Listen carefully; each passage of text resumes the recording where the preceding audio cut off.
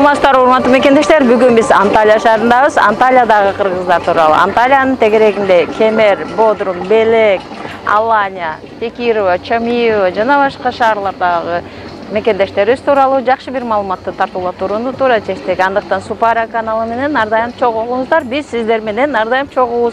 Албетте дүйнө кезген кыргыздар дүйнөдөгү мекендештерибиз тууралуу жакшы бир маалыматты тартуулоону туура көрүп турабыз. Андыктан биз менен дайыма чогулуңуздар, биз сиздер менен чогубуз.